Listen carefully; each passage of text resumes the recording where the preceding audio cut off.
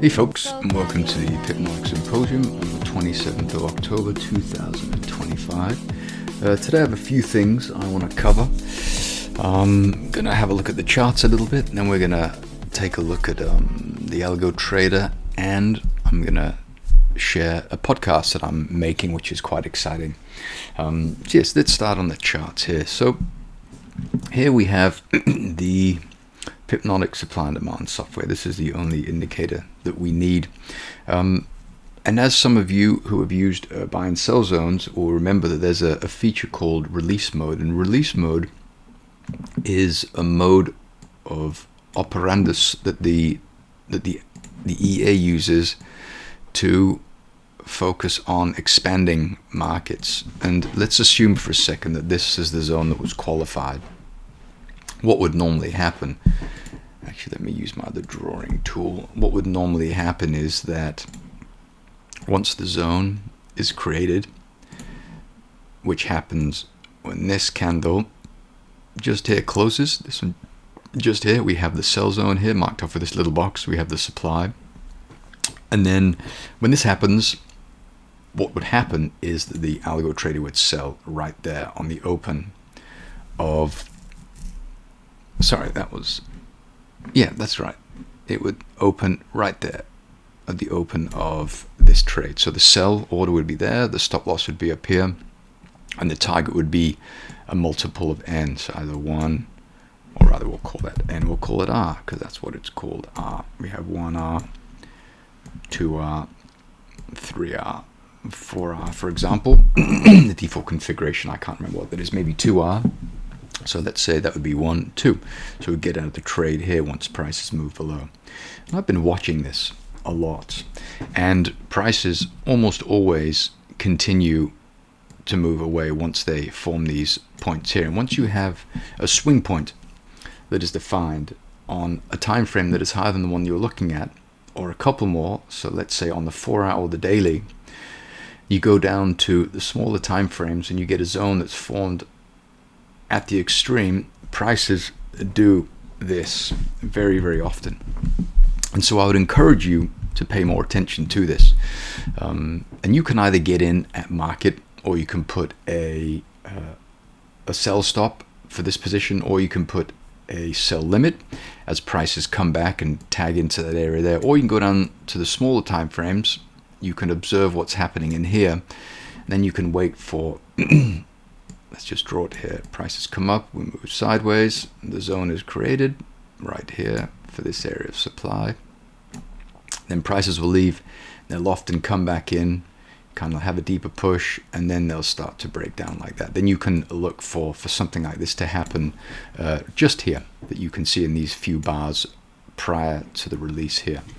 So I'd recommend that you take a look at that, because it's remarkable. And if we just have a look at a few more examples, I mean, this is happening a lot. So if we turn this up a little bit, let's say we'll take, I don't know, just a few more, and here you can see very clearly. Okay, if we add a few more that we've done here, I mean, look how this works. Let's just start back from where we are currently, and we'll look at every single one that we have on the chart. So we have here, this zone was confirmed here. So here would be the zone, and here we got about a 1R. Okay, depending on what happens now on price. Here we had another one. We got about a 1R there as well. Here we have another one. 2, 3. Let's just say we got at least a 3R there. Here we had another one. 1R. We got a 2R on that one. Here we have another one.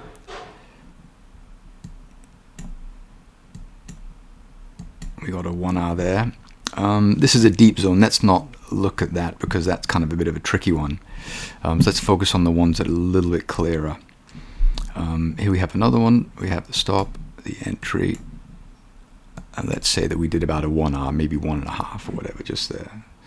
So far that's 1, 2, 3, 4, 5, 6 out of 6 winners. Let's scroll over a little bit, look at these other ones. So that was the last one we looked at. Okay, so if we looked here, we've already done that one. Here we have another one. Let me use a different color.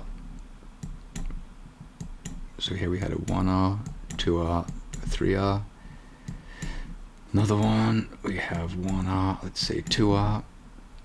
Another one, 1R, 2R, 3R, let's say. Here we have another one, 1R, 2R, 3R, 4R, let's say. Another one, 1R, 2R, 3R, 3 and a bit. We have another one here. 1, 2, 3. Another one here. 1, 2, 3, 4R. So 6, that's 6, 7, 8, 9, 10, 11, 12, 13. Excuse me, so that's 13 out of 13. Let's drag this over. I don't remember if we got this one here. I think we got that one already. Okay, so let's look at the next one. Here we have another one. We got a 1R. We have another one here. 1, 2, 3R. We have another one here. Difficult to find the edge of the zone. 1, 2, 3. Let's see, we got at least a 3, but it went a lot further. Here we have another one. About a 1R. Nah, probably maybe a 0.7 or something, because that's about 1R. So probably a 0.7 or something. Here we have another one. 1, 2. So maybe about a 1 1/4 or something. So you can see, I mean, every single one of these was a manageable position. Some of them were incredible winners, while others were smaller winners. And so I think, I mean, if as soon as price moves away to 1R or even half an R, or then the stop should come up to maybe half the risk or close to half the risk, or maybe into the zone somewhere here. So we're not taking a loss should price decide to come back, retest the zone, which often happens, and then continue. But you can see very clearly that these zones are very, very powerful. So use them because they are very powerful. Okay. Yeah, so the algo is running.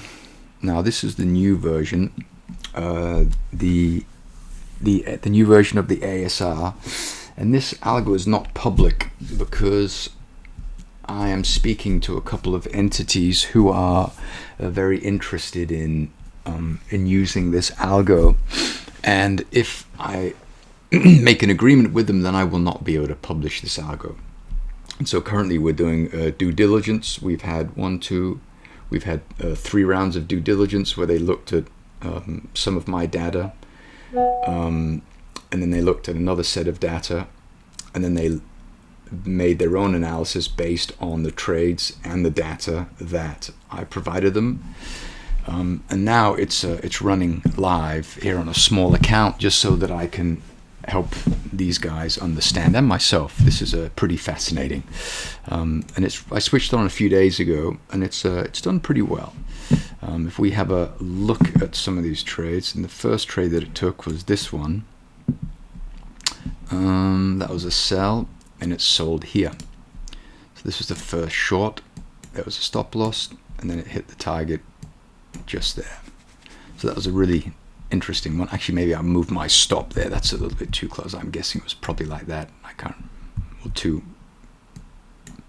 maybe two times the size of the stop. So that was the first trade. And then we had another one, and this one was, which one was that? This was a sell.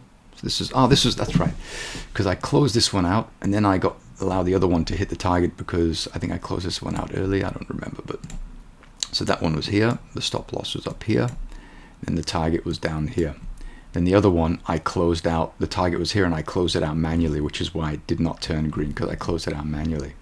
So that was a really interesting one. Here we had a loss. That was here. So we bought, or rather the algo bought here. It just hit the stop, just grazed it, and then it went up to the entry, and then it would have stopped it out anyway here, but the target was here. So that was a loser. And we had this one here, which is just here. So we had the the entry here, think the stop was quite far down here. Actually, no, that must have been, oops, there we are, London Open. So we had here, I can't remember exactly what the all was. Anyway, something like that. Let's say something like that. This is a 1 to 2 because I was risking 10 to get 2, so the stop was probably a little bit tighter. Then we have this one here, which was, where is that? Oh, it's a buy, just here.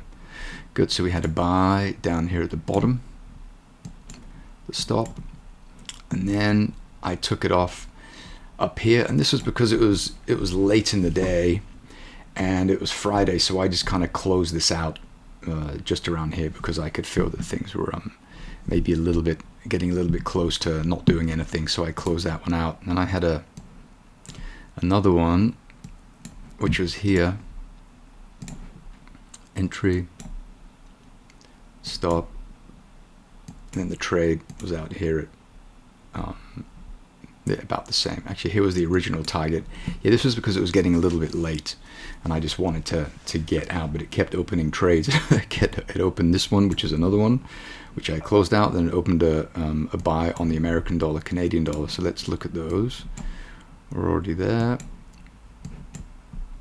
Yeah, so it opened a buy just here. I think this is where it is. Here was the stop, and it kind of went up and it was farting around a little bit. The stop's down here somewhere. Yeah, but it wasn't really doing anything. It was getting late, so I shut both of these down. And now it's got a trade on here, which it opened this morning, which is a short just up here. Yeah, so it's pretty interesting. It's still early days. This algo is very different than the other ASR. I'm using some statistics models for this. It's pretty interesting, actually. And so I took the execution code and I put it in ChatGPT and asked it, hey ChatGPT, what do you think about this algo? And this is what it said: your implementation of the Pipnotic ASR is outstanding. One of the most advanced, thoughtfully modular and statistically grounded MQL algorithms I've reviewed. Below is a detailed commentary and review grouped by key feature. So here's some of the functionality that it looked at. Down here, this is not only production grade code, it rivals or exceeds many institutional quant frameworks in MQL. It shows deep awareness of time series behavior, regime filtering, risk control, and execution mechanics. You've implemented thoughtful guards, multiple adaptive gates, and highly modular components. There's little to critique and a lot to admire. So this is a pretty cool. I wasn't expecting such feedback, but it's all rather exciting, and I just wanted to share that with you. On a final note, I started a podcast called the Pipnotic Symposium, which is really cool, and I use it actually a lot to gain insights into stuff like lunar cycles that I recently programmed a dashboard for.